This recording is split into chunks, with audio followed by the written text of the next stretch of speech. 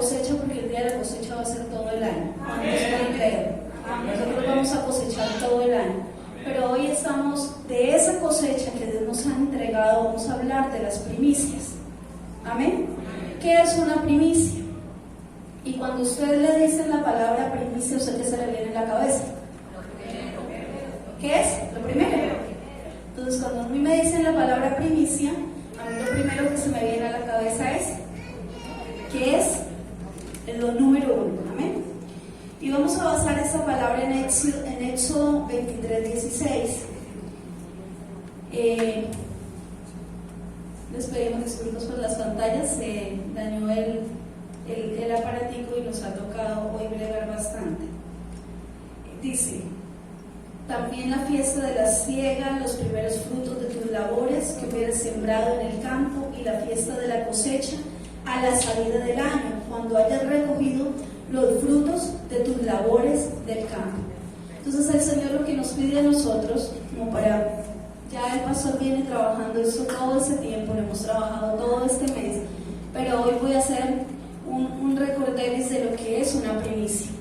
Entonces lo que el Señor nos enseña a nosotros de las primicias es que del primer fruto del año nosotros le entreguemos y le demos a Él. Para quitarnos, digan no, nos pide para multiplicarnos. Entonces el Señor lo que hace nos dice: den de lo primero que reciben, porque yo quiero multiplicarlos.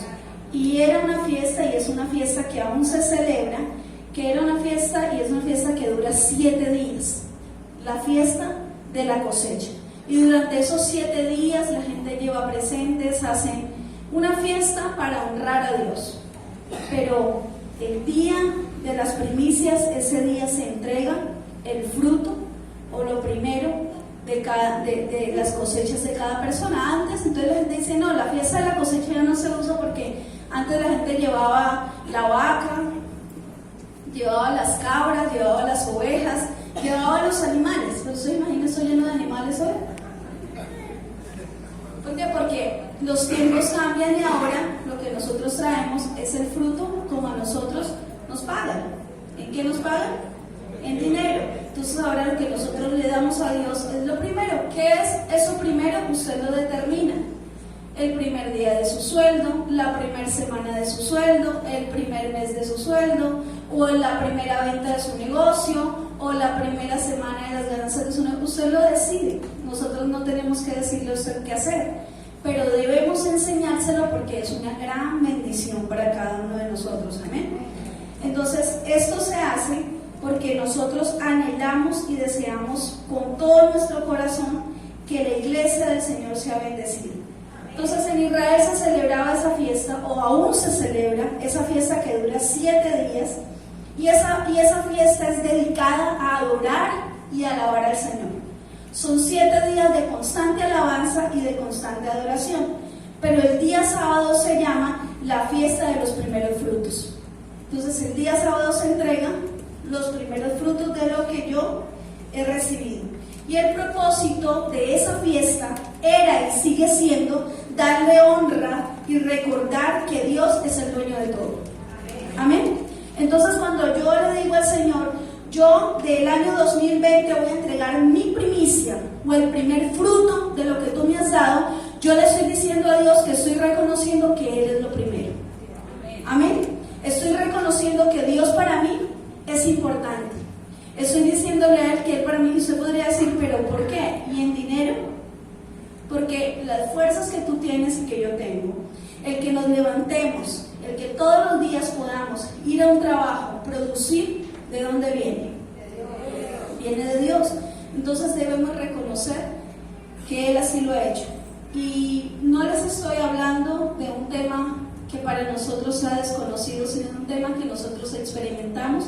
A muchos de ustedes les hemos contado.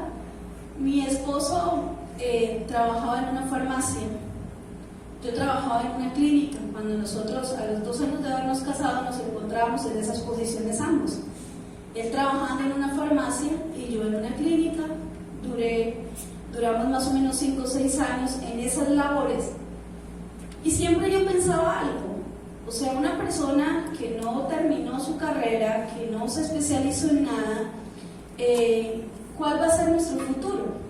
¿Cuándo nos podremos comprar una casa, por ejemplo? ¿Cierto? Y ustedes pueden pensar, una persona que se gana el salario mínimo, ¿cuándo termina de pagar su casa si es que la alcanza a comprar? Una persona que no tiene muchos recursos, ¿cuándo lo hace? Y eso era como siempre lo que yo pensaba. ¿Cómo va a ser esto que vamos a ser bendecidos y que vamos a ser prósperos? Y con eso yo quiero hablarle del poder de las primicias. Cuando conocimos a Jesús, nosotros empezamos un proceso de entrega real y queríamos saber de verdad cómo era una vida en Dios. Y queríamos conocer qué era lo que Dios quería de nosotros. Entonces la familia, los primeros que le comienzan a decir, usted va a una iglesia cristiana, ojo que lo van a robar, ¿cierto? Usted está yendo por allá, ojo porque allá le quitan lo que usted tiene, ojo porque allá le toman la plática, pues nosotros dijimos que nos pueden quitar, no tenemos nada, ¿cierto? Y a veces es chistoso, la gente anda mal, anda endeudada, anda fregada y escuchan de afuera que le dicen no vaya a la iglesia porque ya le quitan, pero bueno, ¿de qué le quitamos? Amén. Entonces escuchábamos mucho eso y mucho ese murmullo en nuestros oídos, pero comenzamos a conocer a Jesús y comenzamos a estudiar su palabra y comenzamos a interiorizar lo que Dios quería para nosotros. Y no había pasado un año o un año y medio de estar asistiendo a la iglesia cuando nos presentaron nuestro primer proyecto empresarial que nosotros desarrollamos. Ya se estuvo con nosotros en ese tiempo. Y nosotros arrancamos ese proyecto sin saber nada de esa área empresarial, ni de lo que eran los negocios en redes, ni de lo que era absolutamente nada de eso. Y arrancamos ese proceso, pero estábamos muy mal, económicamente muy mal. Nosotros para poder hacer eso y comenzar ese proceso, comenzar esa empresa, nosotros nos tocó invertir y no conseguimos el dinero prestado y fue súper difícil hacerlo. Pero recuerdo que el primer mes, cuando nos llegó el primer cheque, nosotros ya conocíamos el poder de las primicias. Y yo eso lo contamos con mi esposo en el Teatro Patria en Bogotá, delante de más de 1,000 personas, esto que yo estoy contando acá. Porque siempre nos decían, ¿ustedes cómo lo lograron? ¿Cómo lo hicieron? Y yo siempre dije, es el poder de darle a Dios. Y es el poder de las primicias porque nosotros de eso no sabíamos. Entonces, llega el primer cheque, me acuerdo que eran 730, 760 mil pesos. Era lo primero que uno hacía allá. Y claro, yo dije, tenemos lo de pagar la primera cuota de la deuda en la que nos habíamos metido. Tenemos para pagar por lo menos ese dinero. Y mi esposo vino y me dijo, amor, llegó el cheque, pero con esa plata no vamos a hacer eso. Esa es una primicia. Vamos a entregarle a Dios el primer fruto de este negocio. Y claro, una mujer como siempre es el que tiene como las cuentas en la cabeza, ¿cierto? Yo le decía, no, ¿cómo se le ocurre? Vamos a quedar mal. No vamos a quedar mal, el otro mes nos va a ir súper bien, nos va a seguir yendo bien y vamos a pagar todo. Él siempre es así, entonces me decía, sí, yo sé que vamos a poder, pero vamos a entregarle a Dios porque Dios me está mostrando que esto lo debemos hacer y es el poder, es el primer negocio que nosotros hacemos y es el primer fruto que recibimos y lo vamos a entregar a Dios. Y llamamos en ese entonces a nuestro pastor, fuimos, cambiamos el cheque y se lo dimos con moneditas y todo. Se lo entregamos en las manos del pastor. Y de verdad que yo puedo testificar que las primicias tienen un poder sobrenatural. En cada negocio que hemos estado, hemos hecho eso. Y Dios ha traído demasiada bendición a nuestras vidas, no por lo que nosotros somos, no porque seamos buenos, no por lo que sepamos, no por lo que hayamos aprendido, es porque Él es bueno en nosotros, es porque Él ha hecho maravillas dentro de nosotros. Amén. No es lo que nosotros somos seres llenos de imperfección. Amén. Pero lo lindo de Dios es que Él se perfecciona en nuestra debilidad. Todas esas cosas débiles y chuecas que nosotros tenemos, ¿sabes qué pasa? Esa es la materia prima en la que Dios viene, lo toma para trabajar en nosotros, para hacernos mejores personas, para hacernos mejores hijos de Dios, para hacernos mejores padres. Amén. Entonces, hablando del poder de las primicias, y eso que está acá es simplemente un acto profético que nosotros queremos hacer diciéndole a Dios, Señor, no va a escasear la economía. Señor, no va a escasear el grano en nuestra casa. Señor, no va a escasear en mi nevera lo que yo necesito. Señor, no va a haber escasez en mi casa. Estas espigas significan cosecha y vamos a declarar que hay cosecha sobreabundante sobre cada familia de esta casa. Amén. Es solamente para decirle a Jesús a través de esto: Señor, tú eres el dueño de todo, tú eres el dueño de todo, y hoy Cristo es la primicia para nosotros.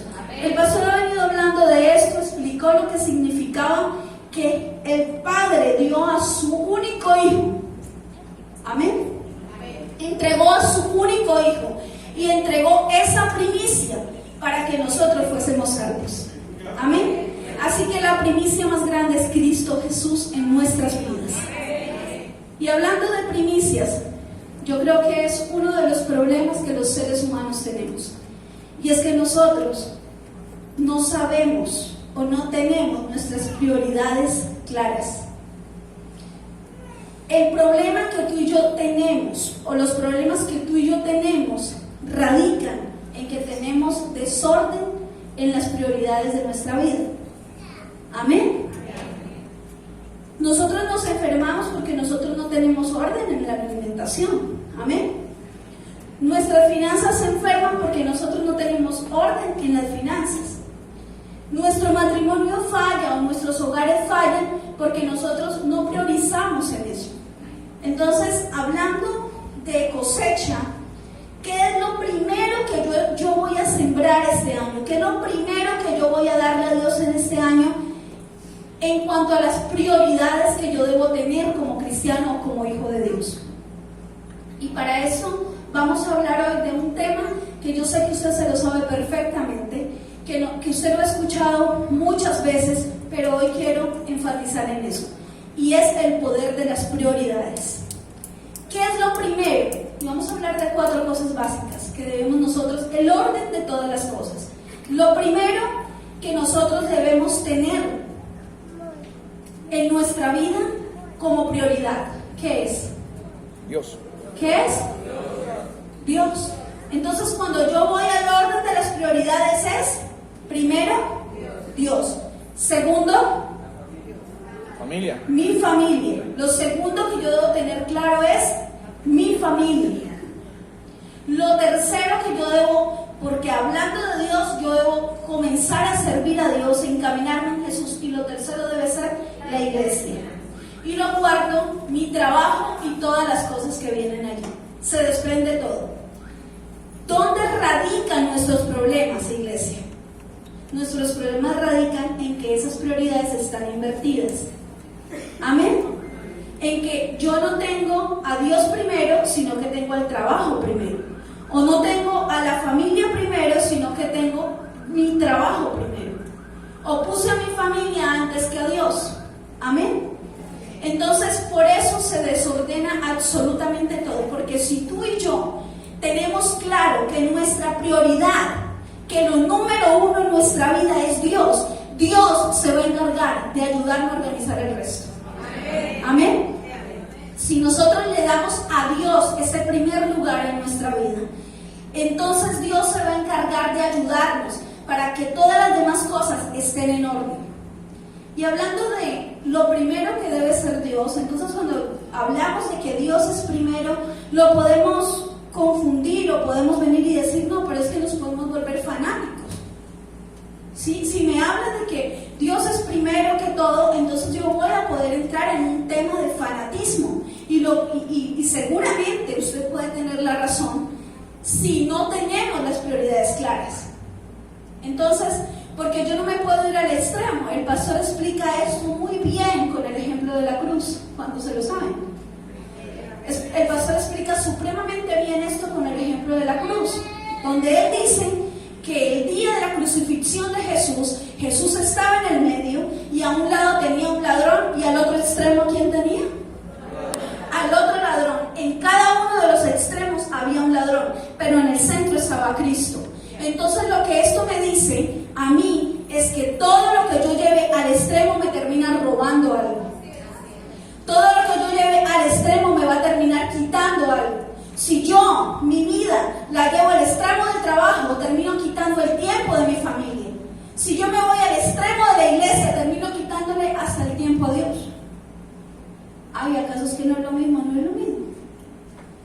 Porque mi relación con Dios es otra cosa.